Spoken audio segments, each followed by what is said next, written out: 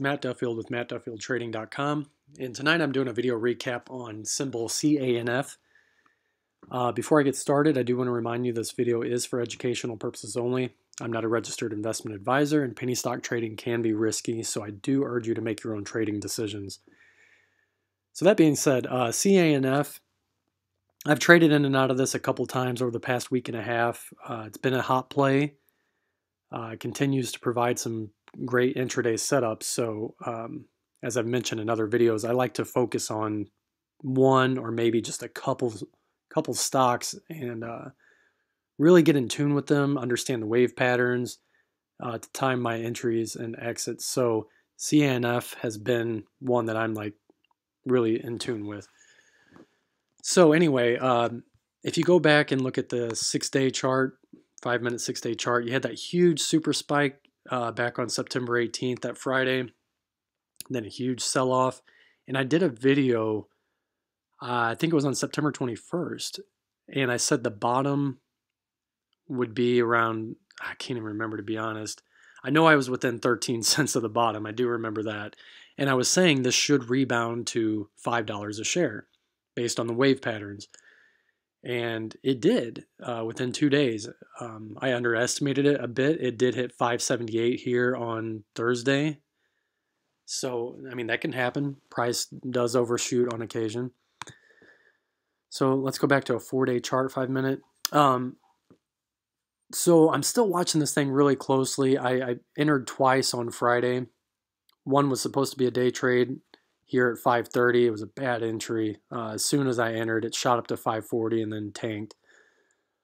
But I did enter on a good bottom here. I also purchased shares, I think around 1,000 shares at 485.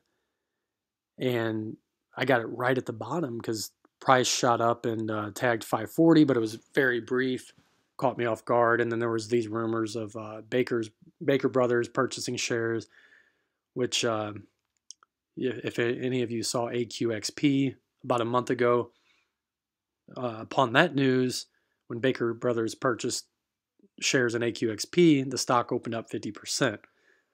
So I did not sell into this little, I don't know, 7-10% move, whatever that was. So I did watch this thing fade all afternoon, unfortunately.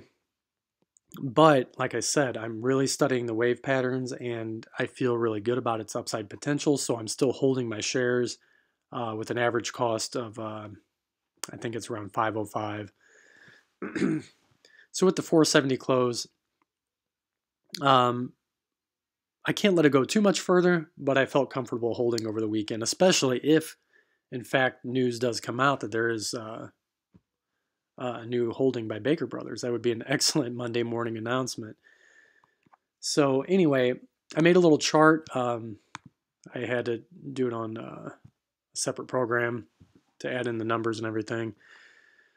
So this is kind of how I see the Elliot Wave pattern setting up.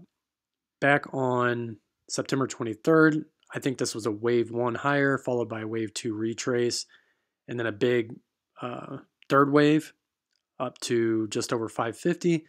And that's when things started to get a little choppy.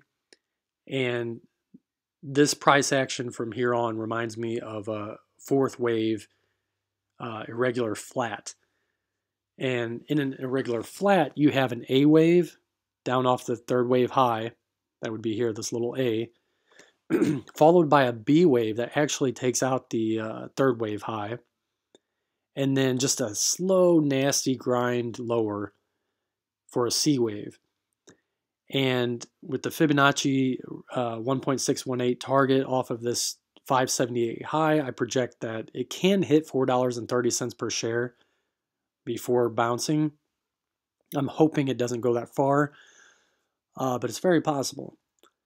But what I'm looking for tomorrow with this slow, nasty grind lower for most of Friday's session, I'm looking for an open around 450, no lower than 450, and up to 470, 480. If it opens in that range, I'm going to feel comfortable, and I'm looking for a quick spike similar to what happened on September 23rd, where price opened near that close around I can't remember. I think it was around 410, and it shot all the way up to nearly $5. So if you get another move like that in the first hour or two of trading, this is going to take this up to around 550. It can go higher.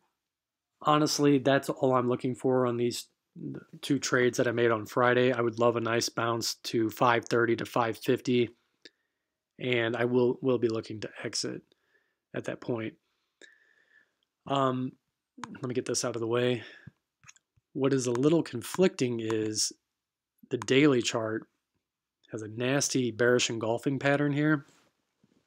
So another possibility is that you can throw the Elliot Waves out the window, and this is just going to sell off down to about $4 a share. And that's a possibility as well.